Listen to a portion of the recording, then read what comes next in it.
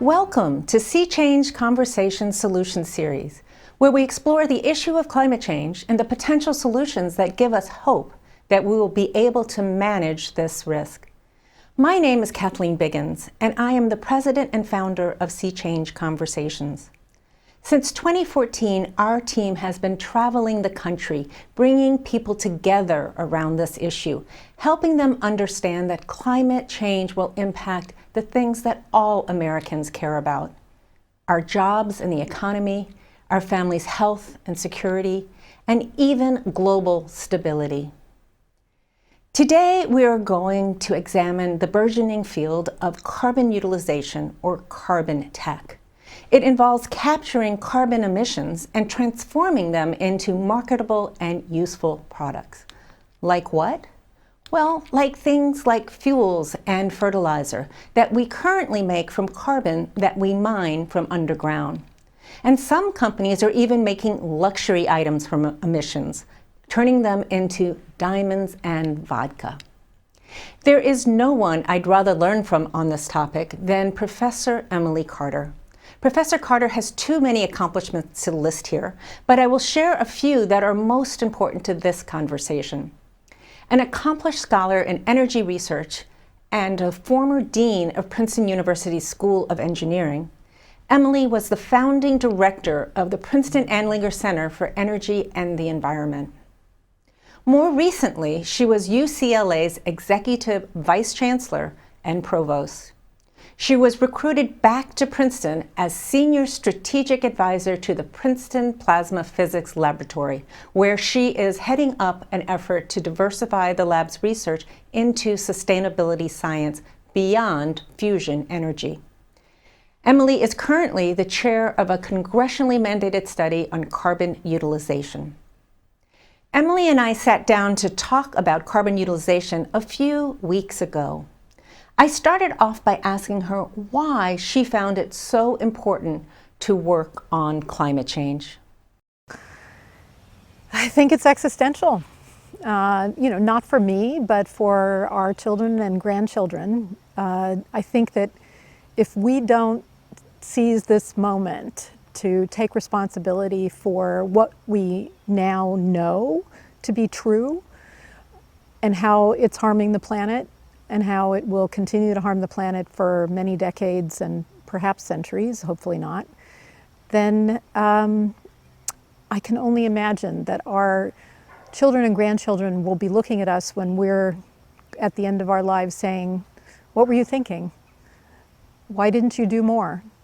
And I just think it's our responsibility. So once it became clear to me, I'd say about over 15 years ago, I decided to just reorient all of my research to helping in whatever way I could with my expertise. So many of my friends ask me, why can't we just adapt to what's coming? Why do we have to upend our economies and move in this new way? What do you say when people bring that forward?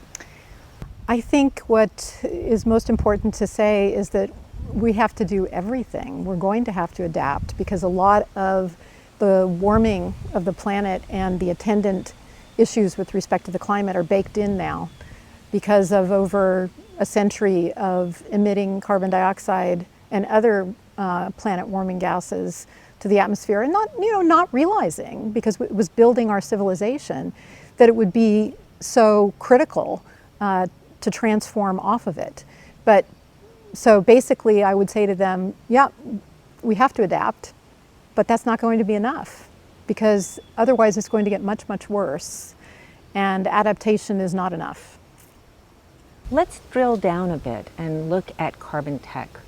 How big of a potential solution could it be?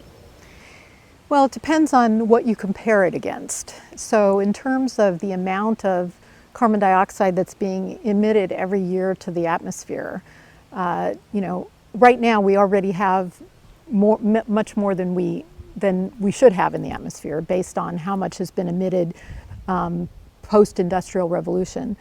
And every year we're adding more and more.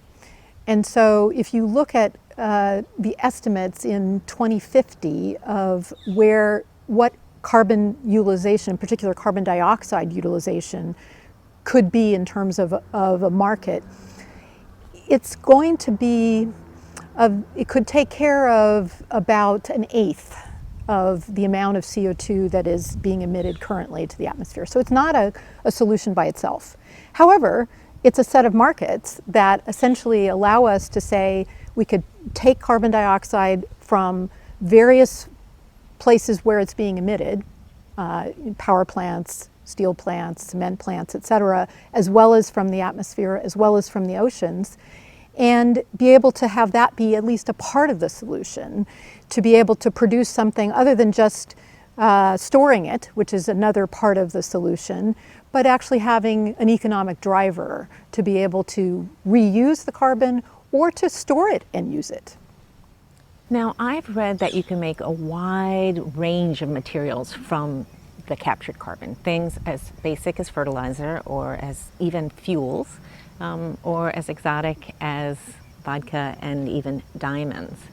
It sounds like alchemy, right? Taking something and turn it into something useful. Can you explain it to us in layman's terms, the process that enables us to do this?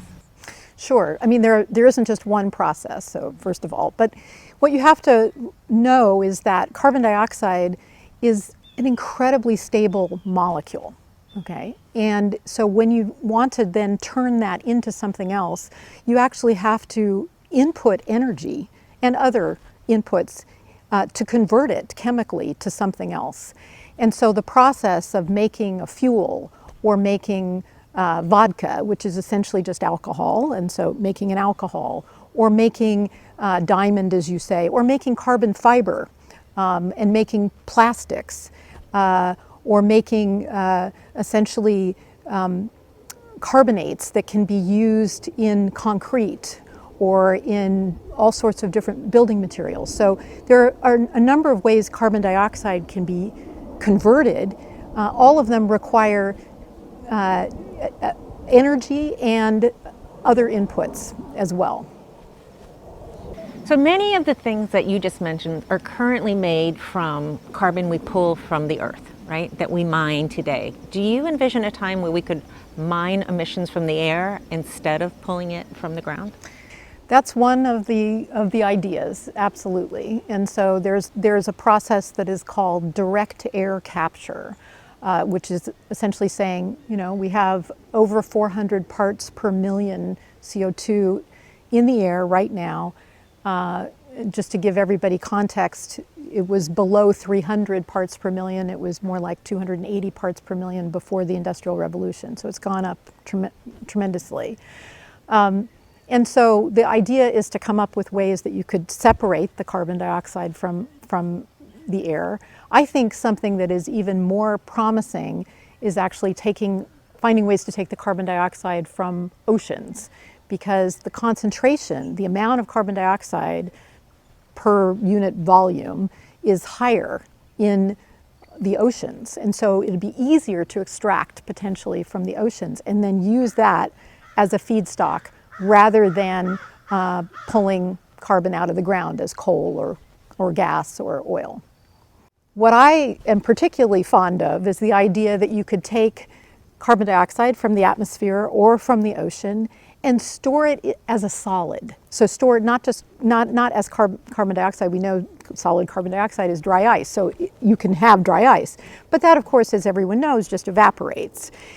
But converting it, again, by putting in energy, either electrically or with heat or other means, being able to convert it to, for example, solid carbon, to a carbon fiber, or to, as I said, a mineral carbonate.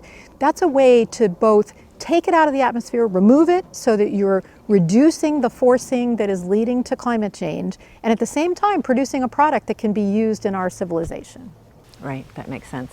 So you're kind of reprising the mantra that we need to clean up our electrical grid and then electrify everything we can and then find alternatives for the things that remain out of our ability to electrify. Is that not right? That's perfect. That's a beautiful summary. And, you know, one of the things I think is sort of amusing is when people talk about decarbonizing. And yes, you can talk about decarbonizing electricity, but to say you're going to decarbonize, you know, the world doesn't make any sense, because we're made of carbon. Many things around us our food is made of carbon. I think you mentioned fertilizer. Fertilizer is you know, has carbon in it, and so everything that you know, carbon is all around us. So what we have to do is find ways to produce those carbon-containing materials that power our world, but not by pulling more carbon atoms out of the ground. So could you describe to me a little bit more on how the physical transformation happens? How do you go from a gas to a carbon fiber? What sort of tools do you use? So the idea is that you start again with carbon dioxide, very stable molecule that could just be in the air, you can liquefy it, you can make a solid out of it, but not terribly useful, except you could argue dry ice is useful, right? I mean, there are a few uses for it, but the idea is that you can take carbon dioxide and, for example, you can take electricity that runs through an electrode, and that's the source of energy, combined with hydrogen. So you have to have a source of hydrogen, which we should talk about, because most hydrogen is produced, how it's produced actually produces carbon dioxide, so that's a problem.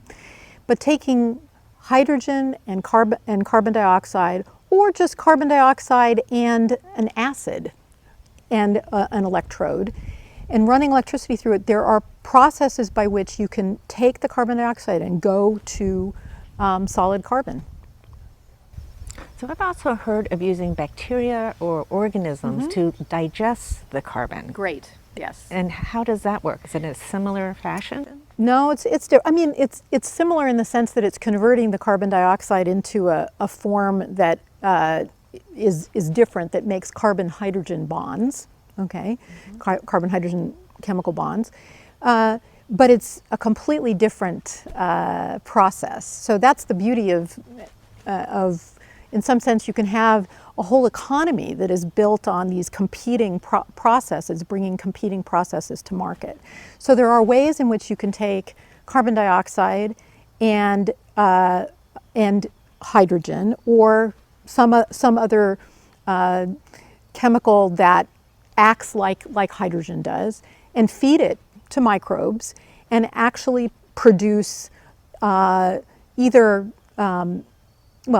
produce so-called reduced carbon. Okay, so carbon that has carbon-hydrogen bonds. So it can make alcohols, it can make hydrocarbons, things that essentially can take you eventually, for example, to forming fuels. Okay, so you can make alcohols. That's a way, for example, potentially to make vodka, or one promising approach. In fact, there is a company that is working on essentially taking carbon dioxide and microbes and being able to eventually make aviation fuel. Which is so necessary. Yes. Right. That would be a big part of the solution, because that is currently not able to be done with our current resources, right?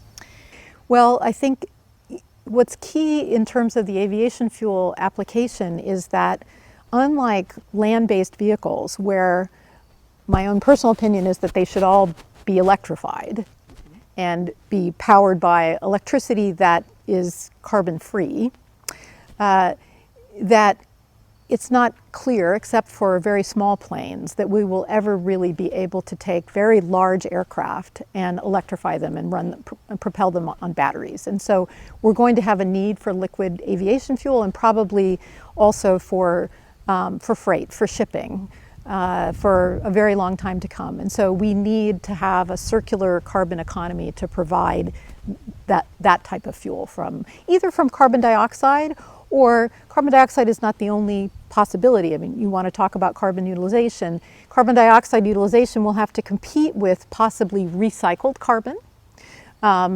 as well as carbon that comes from biomass. So that's another possibility. So let me stop you for a moment there, because when you say recycled carbon, in some ways what I think of this is recycled carbon, because you're capturing it out of the air by the oceans or from some sort of manufacturing plant. You're right. That's true. It is a form, that is a form of recycled carbon. I agree with you. What I meant by that is that there are products that we make. For example, any plastic is essentially made out of carbon. And it also has hydrogen, but it has a lot of carbon in it. And so if we can find ways so another possible carbon source that could lead to fuels or remaking other plastics or remaking other carbon-based materials, doesn't have to be carbon dioxide. It could be leftover agricultural wastes. It could be municipal solid waste. It could be leftover plastics, and there's all sorts of, and each one of them will have a different set of processes which make sense in order to convert them to the final product that one wants. Converting leftover plastic sounds very appealing, given the huge crisis we have in that arena as well. So what do you say to people who say that carbon capture and utilization is giving oil and gas a free ride? It's giving them a chance to continue to produce their fossil fuels when we should be spending this kind of investigative dollars on other proven techniques or technologies that will enable us to go cleaner, faster? So first of all, the companies that are producing these new processes, by and large, are not the same companies. There are lots of startup companies and lots of other companies that are engaged in this. So I don't think it is an appropriate. It's not an appropriate criticism from that perspective. The other point is that absolutely we have to be doing everything we can to electrify every process that we can, our production of energy, our production of steel, our production of everything that enables our way of life. And we need to then be using clean energy. And in my mind, clean energy includes nuclear energy. So it's anything that doesn't emit carbon dioxide to the atmosphere. We must do that. And so that part of it is not giving the fossil fuel companies a free ride. We can use if we build up enough clean electricity sources and develop these processes that use clean electricity to take carbon dioxide from steel plants, from industrial plants, as well as power plants, as well as the atmosphere, as well as the ocean. We need to do that no matter what. Independent of what the fossil fuel companies are doing. We need to do it because we need to remove carbon dioxide from the atmosphere anyway. We need to get to a point, we know we need to get to a point where we have to have these processes in place such that we will be able to run our civilization through a virtuous cycle.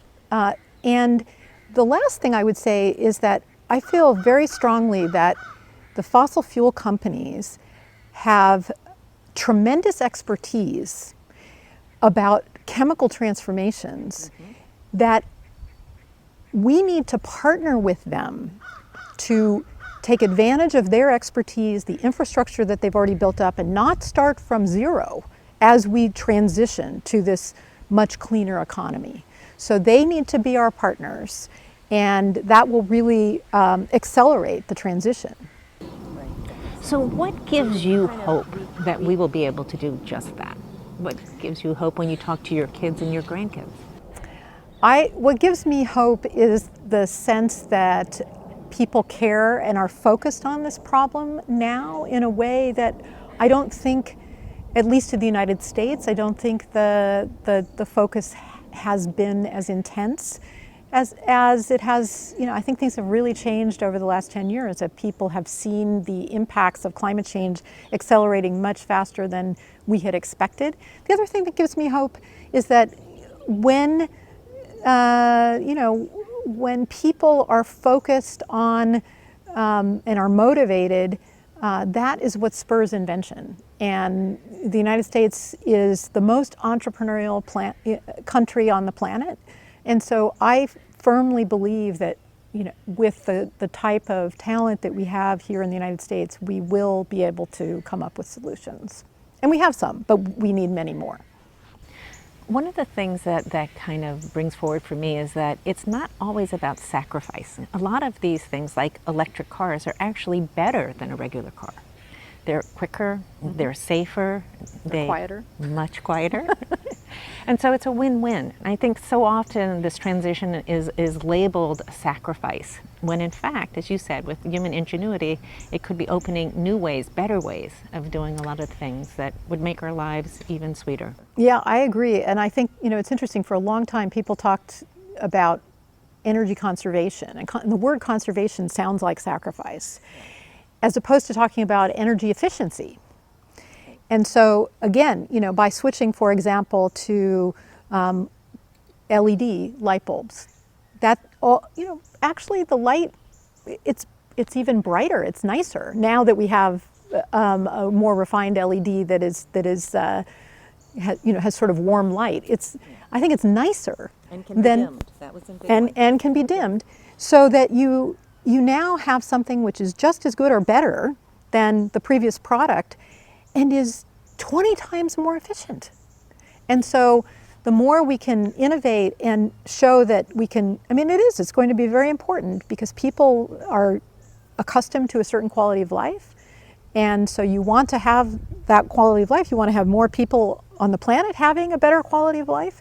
So it's incumbent upon us to continue to innovate and to come up with ways in which we can be as efficient with our energy use while still being able to improve people's quality of life.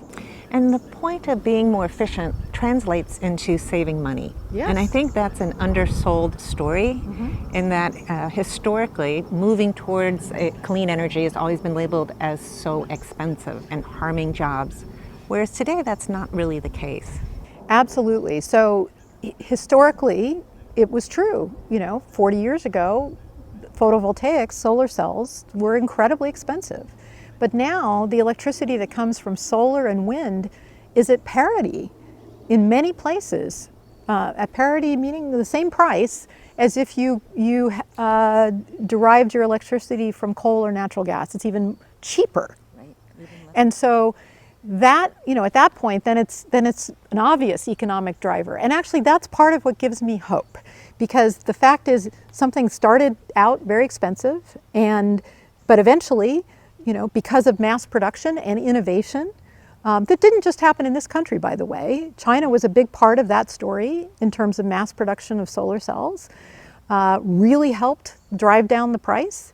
And as a result, we're now in a position where solar cells are the value proposition is really compelling. Yes, I don't think many people realize that China actually outspends us almost 2 to 1 in these new technology areas. I think it's much more than 2 to 1, actually. Do you? Oh, yeah.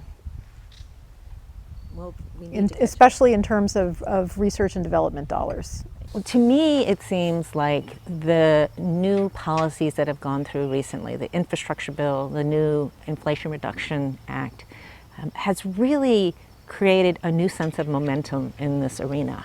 Almost every day I open up the newspaper and they're talking about new jobs created in this arena in Wyoming or in the Southeast, all around. And it's almost as if the genie is out of the bottle. Do you see it the same way? Do you feel like there is so much momentum moving us forward that we can't go back?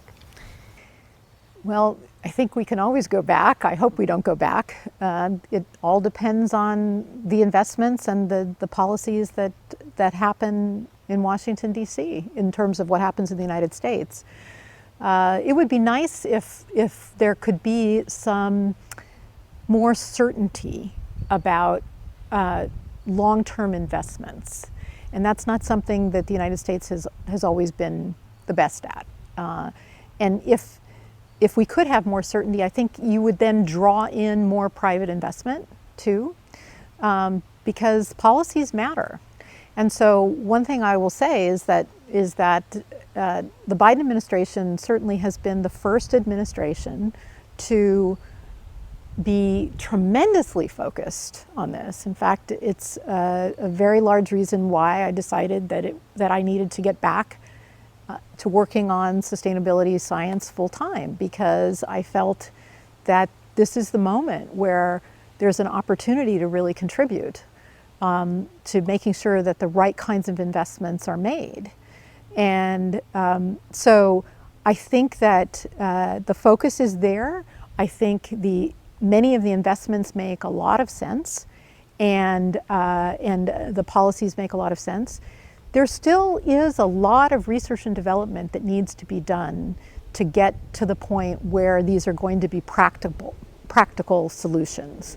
So I personally would have liked to have seen a bit more investment in the research and development side, especially, or at least flexibility given to the agencies that are being given these large sums of money to deploy, because there are two ways to advance technologies.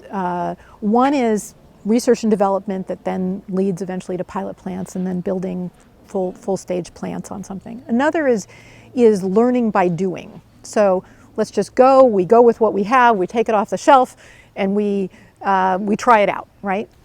And that can also bring the price down. And what I would say is that the emphasis of a lot of the policies have been in the latter camp, and I just hope there's enough on the shelf that it makes sense to be doing that right now. Spoken like a scientist. Yes, that's true. And people could potentially say, oh, it's just because she wants research dollars for her own research, but that's not true at all. That's not what this is about. I mean, that's not my focus right now. My focus is making sure we get to the optimal set of solutions. One thing that has been true for a very long time is bipartisan support for research and development, for scientific research and development. And that's been key to the innovations that this country has produced. Absolutely. And I think there has been bipartisan support for the infrastructure investments. Absolutely. But what I mean when I was attributing it to the Biden administration is simply that they're the ones they're making these proposals, in terms of how much to invest. And of course they're working with Congress, and of course it wouldn't get anywhere if Congress didn't approve it. So yes, absolutely. But I would say that the Biden administration's been in the lead on making these proposals coming out of the Department of Energy. Emily, that was so interesting. I am so sorry that we've run out of time and we have to call it to a close. Well, thank you. My guest here today is Professor Emily Carter, a world expert on carbon utilization. And I am Kathleen Biggins, and this is Sea Change Conversation Solution Series. Thank you for joining us, and please follow us on social media or at our website, www.seachangeconversations.org. Thanks for joining us, and we hope to see you next time.